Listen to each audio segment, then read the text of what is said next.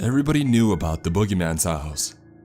It sat on the corner of Elm Circle, a tired-looking Victorian that had long since fallen into disrepair. Ivy grew unchecked over the face of the house, windows boarded up after the caretakers had given up on replacing them. Parts of the porch roof had begun to cave in, after the rains had drowned the town during the previous summer. I had lived on Elm Circle since I was a little girl. My parents owned the house 3 doors down from the old Victorian. When I was little, I used to slow down as I passed the old house, staring through the iron gate, up the path of trees, to where the house sat still and silent. I don't know when the kids started to call it the Boogeyman house. It might have been just after Jason Evans had went missing. Possibly we had called it before that, and simply just became conscious of it afterwards. Jason was a classmate of mine. We shared a handful of classes, and we were as friendly as we could be without calling ourselves friends. I think the best of our interactions were sharing treats out of our lunch sacks when our parents insisted on packing stuff that neither of us really liked. I don't even really know when I realized that Jason was gone. He was a sick kid. You know the type. And they miss class a lot, so you don't even really notice when they're gone. Not until they're gone for a while. I think it was Jane who clued me in on the fact that Jason was missing. "You didn't know?" she asked as we sat down together under one of the oak trees that lined the school's property. We were in middle school now, and Jane was my best friend, and we often went outside to eat lunch. "No," I shook my head. "I just thought that he was out sick." "He's always out sick," I added in my head.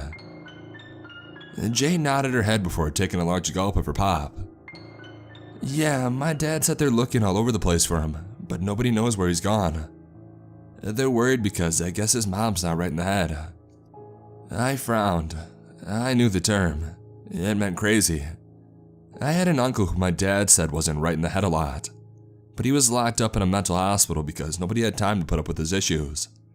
But Jason lived with her, didn't he? Jane nodded. "Yeah, I guess he never told anybody that she was crazy."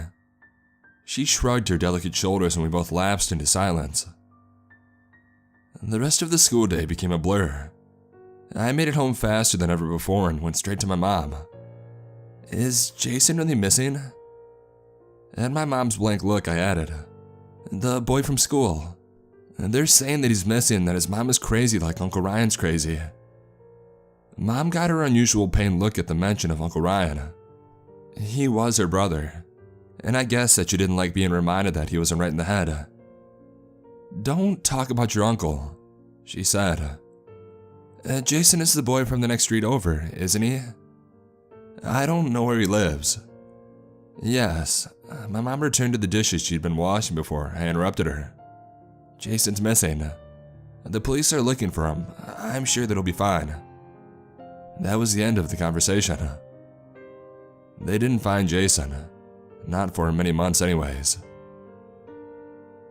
By the time the 5th kid from my school had gone missing, we all started calling the old house the Boogeyman's house. They had found a shoe in front of the gate. The police searched the house and found blood and clothing that belonged to the missing kids, but they didn't find them.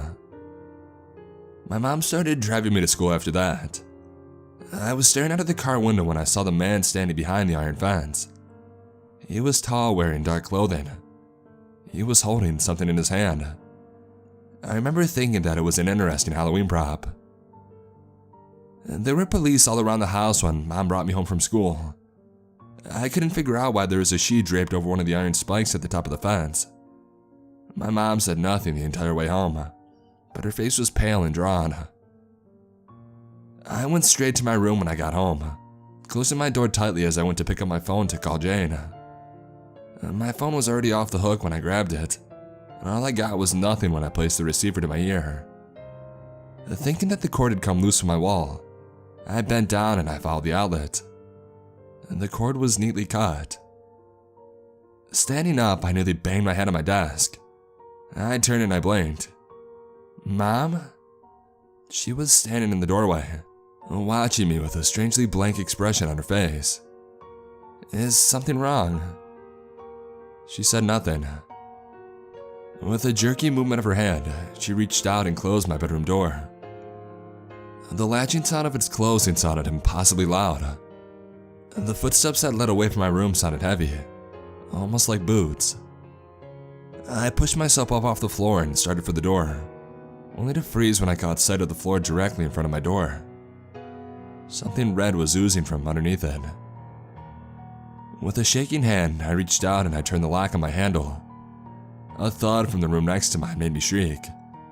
I ran towards my bed, thinking for a moment of diving into it, pulling the blankets up over my head. The boogeyman couldn't get you if you were hiding under a blanket, right? Instead, I dove underneath it, shoving a few lost shoes out of the way as I shimmied to lay against the wall. The thudding next door continued for a few more moments, until silence fell. I clamped a hand over my mouth when my door handle turned. It continued to turn, violently rattling as whoever was on the other side began to shake and pull at the door.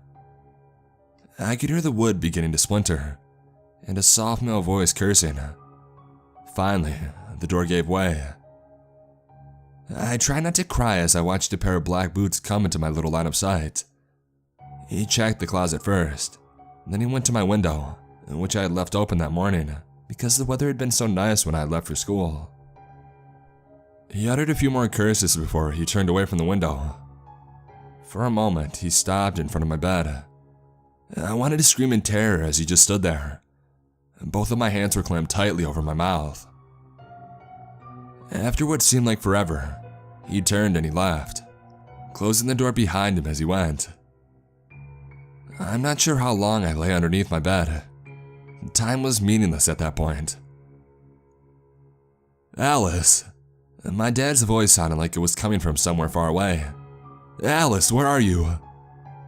Someone bent down and shone a flashlight underneath the bed, blinding me and causing me to shriek in terror. That was the last thing that I remember from that night.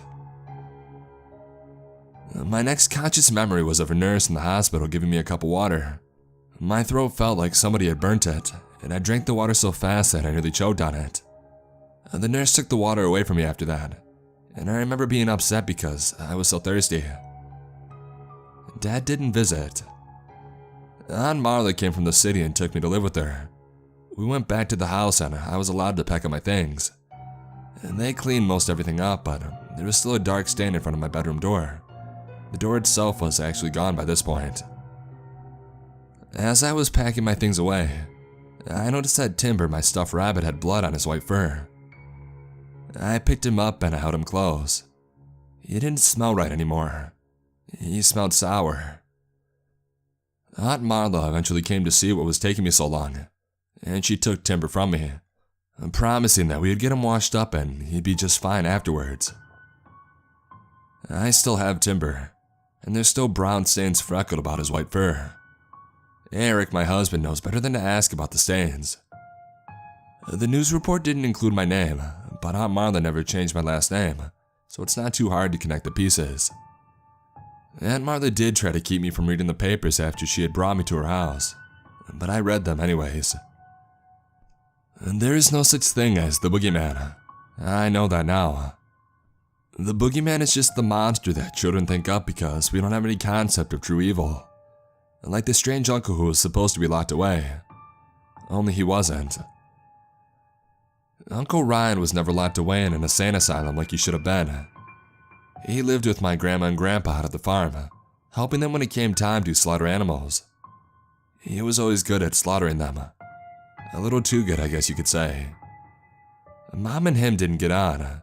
He had done something bad when they were both kids, so she got sent away and he was left on the farm. He asked to borrow money and Dad said no. He said a lot of things to him. I guess, and Uncle Ray got sent on his way. Only he didn't go away. He was staying at the Boogeyman's house. He couldn't go back to the farm because he had killed Grandma and Grandpa. He had fed their bodies to the pigs, but people had started to notice that they weren't coming into market like they used to. Uncle Ryan needed money to get away, and Dad wouldn't give it to him. I don't know why he had killed my classmates. Maybe he just liked it. Maybe he just liked kids a little too much. I don't know. They found the bodies eventually. He had buried them in the cellar, where he had been sleeping. He had also been chasing our house for days. That's when my mom started driving me to school. She didn't know that I had left the window open when we left, but Uncle Ryan did. He came in through my window when he hid in the closet downstairs. I'd be dead if I stayed just a little while longer. He had cut all the phone lines in the house, so he didn't worry about me going upstairs. Mom had tried to get to me, but he killed her just before she got to my room. She was already dead when I saw her, a knife through the back of her skull. He was going to save me for last. He killed my older brother next.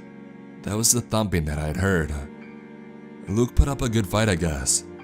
I also guess that Uncle Ryan thought that I had gone out the window, and that's why I didn't look under the bed where I was hiding. And they caught him not long after, and he had told them everything. He told them about the open window, and my little invitation to him. And that's why my dad sent me away. He blamed me. He blamed me for the deaths of my mother and brother. I was only 12, and I still blame myself. Uncle Ryan's in a mental hospital now. He got a bunch of fancy names for what's wrong with him, but the easiest thing to say is that he's not right in the head. Not right at all.